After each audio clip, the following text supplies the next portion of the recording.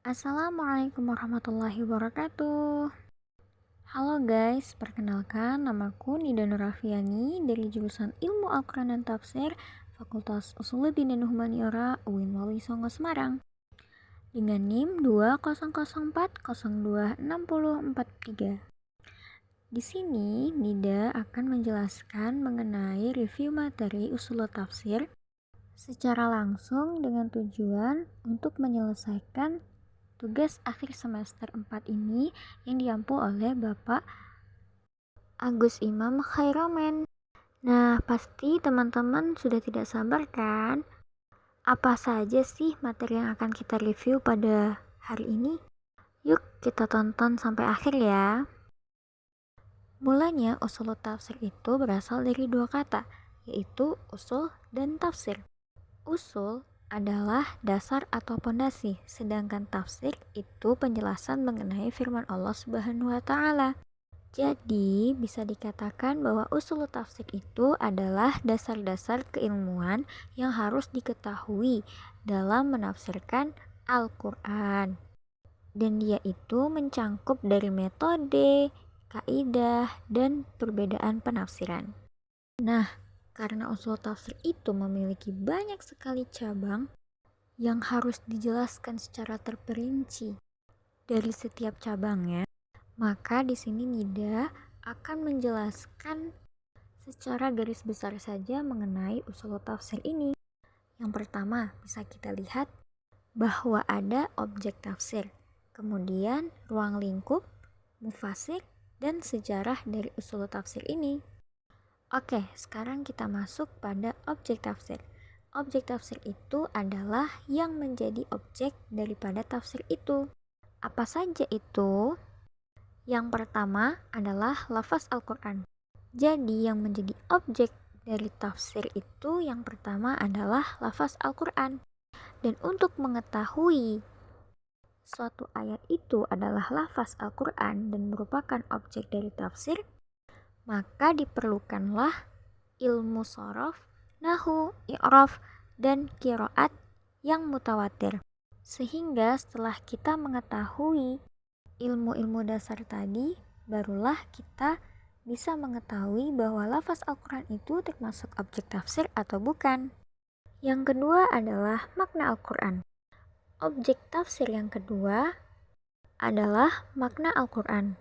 Dan untuk menentukannya, bahwa itu adalah objek tafsir yang kedua mengenai makna Al-Quran, maka diperlukan ilmu akidah, usuluddin, usul fikih, ilmu balaghah, ataupun sastra Arab.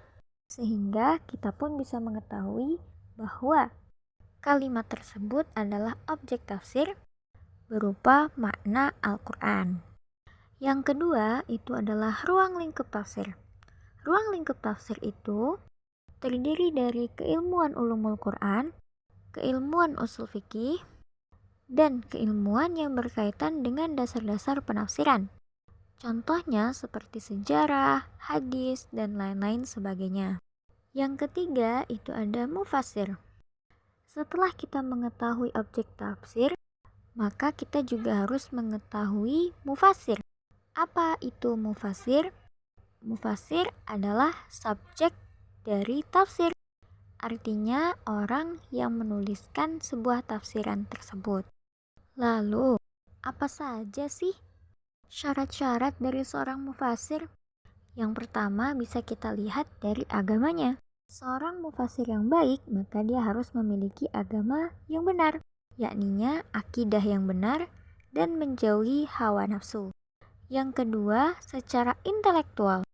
Seorang mufasir secara intelektual artinya dia harus memulai dengan tafsir Al-Quran. Kemudian mencari penafsiran Nabi, sahabat, dan tabi'in. Ia juga harus mengetahui ilmu bahasa dan cabangnya, mengetahui ilmu yang berkaitan dengan Al-Quran, kemudian memiliki ketelitian dan kecermatan. Hingga kita mendapatkan ilmu mauhibah, yaitu pemberian langsung dari Allah Subhanahu wa taala. Dan yang terakhir itu ada sejarah usul tafsir. Nah, pada sejarah usul tafsir ini terbagi dari beberapa fase. Di antaranya ada fase nabi, sahabat, tabi'in, masa pembukuan yang terdiri dari 3 tahap. Kemudian, usul tafsir ini tidak akan pernah lengkap jika tidak membahas tentang dalil dan dilalah. Sebenarnya apa sih itu dalil?